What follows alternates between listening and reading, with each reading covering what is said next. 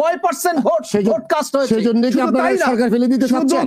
অবশ্যই এরপর সরকার ফেলে দেওয়ার কোন সরকার থাকারই কোনো সুযোগ নেই। এটা কি আইয়ুবের পুলিশ? এটা কি ইয়াহিয়ার পুলিশ? এটা কি টিকটক খানের পুলিশ? এটা কি পাকিস্তানি পুলিশ? আমার দেশে রাস্তায় স্বাধীন বাংলাদেশে ছাত্রদের উপরে গুলি করবে? আইয়ুব এত রাস্তায় করে মারে নাই। আইয়ুব, ইয়াহিয়া, টিক্কা, পাকিস্তানিরা আমাদেরকে 25 বছর তারা শাসন করেছে, শোষণ করেছে, কিন্তু ওপেন রাস্তায় আন্দোলনের উপরে এত গুলি করে কেউ মারে নাই। শুধু তাই না, যদি আমরা 1990 সালের 6 ডিসেম্বরের এরশাদ বিরোধী আন্দোলনের কথা বলি, তাহলে রাইফুন বসুনিয়া, জগলু বাবলু ইয়াহিয়া কয়জন মারা গিয়েছিলেন? আর আজকে লাশের পরে লাশ, লাশের পরে লাশ, লাশের পরে লাশ। আগামীতে আসছে কিন্তু আগস্ট, এখানে কত রাসেল আছে, কিন্তু আজকের সেই লাশ শিশুদের কথা বলা হয় না, আজকের বলা হয় ইমারত।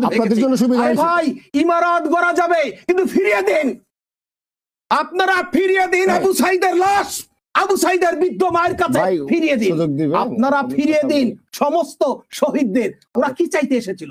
অবশ্যই বিএনপি এবং বিরোধী দল এই নারকীয় হত্যাযজ্ঞের প্রতিবাদ করে, এবং এই নারকীয় হত্যাযজ্ঞ করার কারণেই তারা চায় না আর আওয়ামী লীগ ক্ষমতায় থাকুক।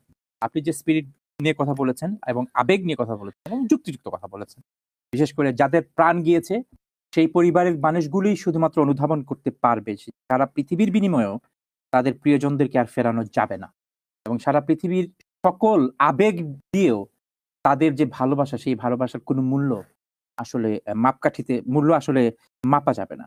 এখন প্রশ্ন হচ্ছে